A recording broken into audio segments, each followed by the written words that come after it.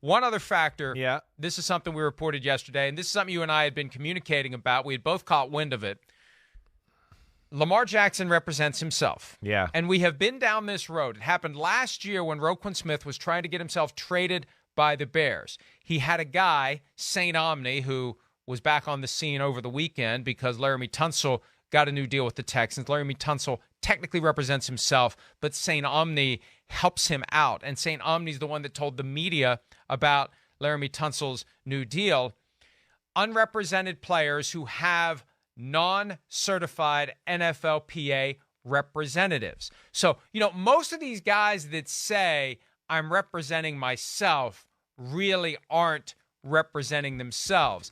The better way to couch it is what they're doing is using a non-NFLPA representative to represent them.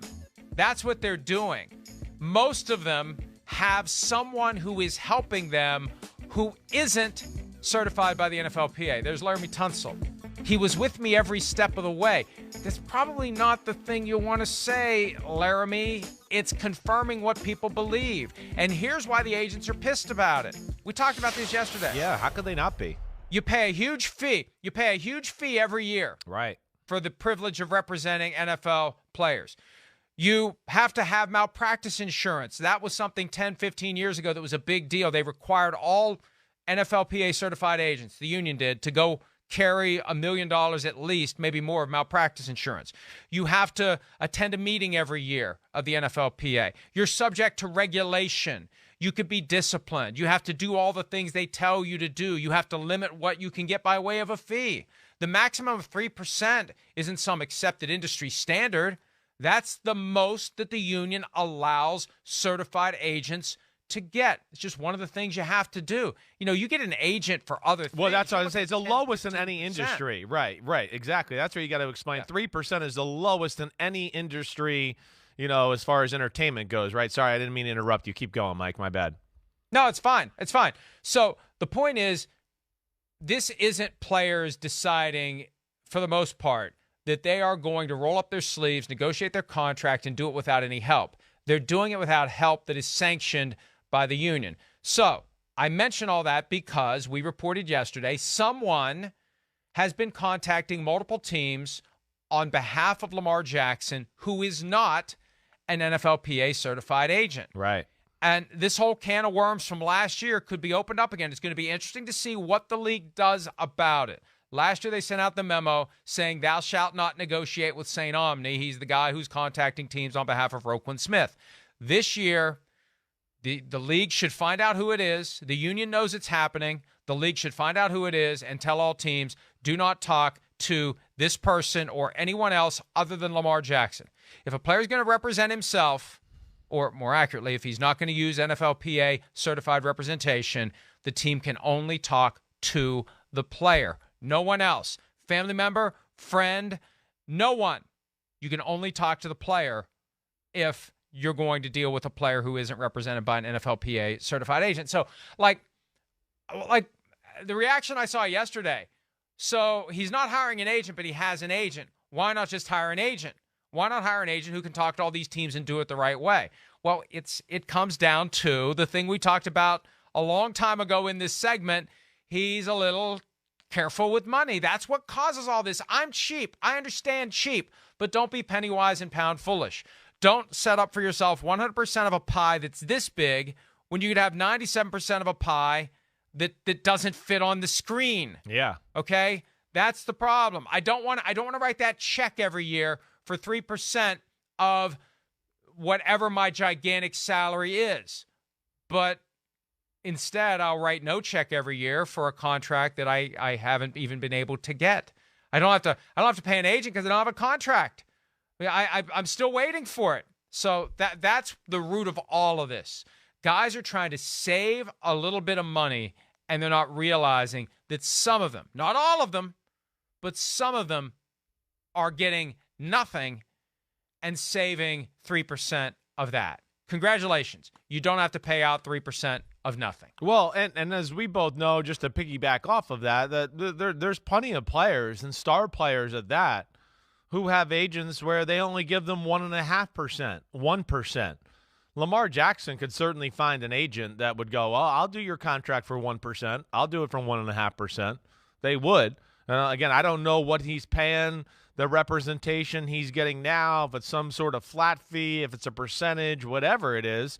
But yeah, like you said, I mean, you explained it right. We're leaving money, off the. We're not capitalizing because we don't have the proper representation. And offensive line contract, too. There's differences there, and it's viewed differently. I think even in league circles, fair or not fair. It's just, hey, the quarterback's going to be held to a different standard. And it's just not what? This isn't professional. Who am I talking to? Who are you? What are we talking about here? I've never heard of you before. What? You're selling me Lamar Jackson? Just in that itself, that doesn't, NFL people. I know NFL people watching out here and watching our show right now. They know how NFL people work.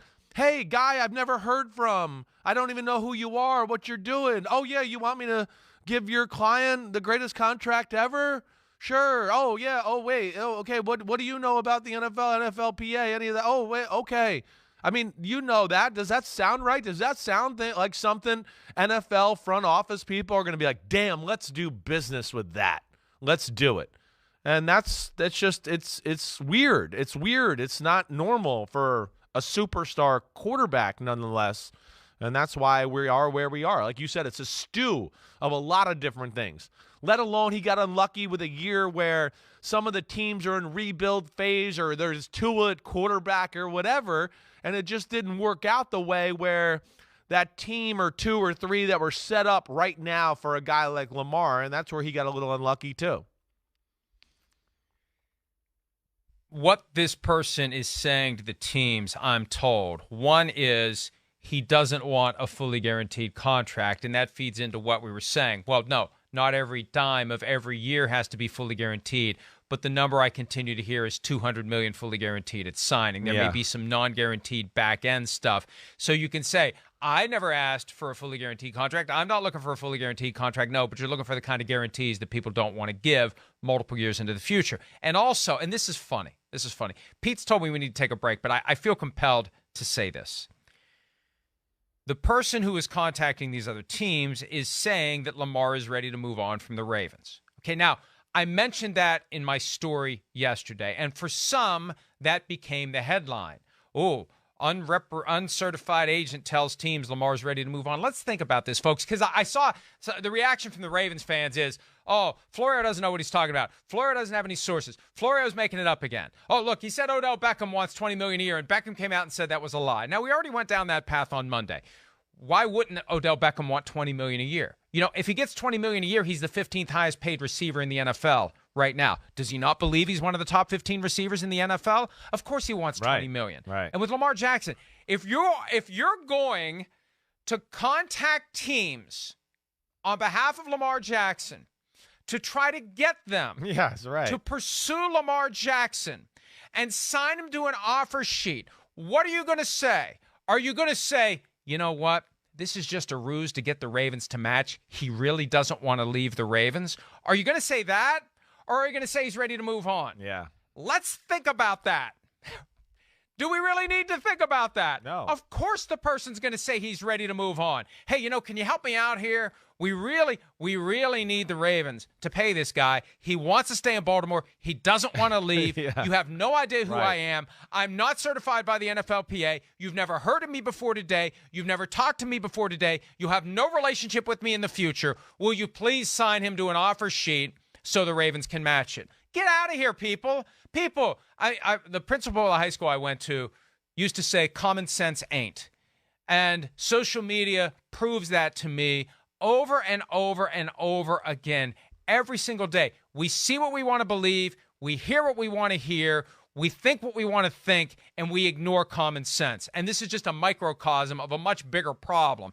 People ignore the common sense that is whacking them over the head so they can support and advance their own agendas and narratives. It really is astounding to see it play out in real time. Yeah, it's well said. You're right. That's kind of exactly how it is, and that's where social media is annoying a little bit. And You can't always go. You got to avoid it at times and not listen to some of those people that are just, clueless or don't really understand the full scope of the situation there. And that's I know, Mike. I know it gets frustrating at times.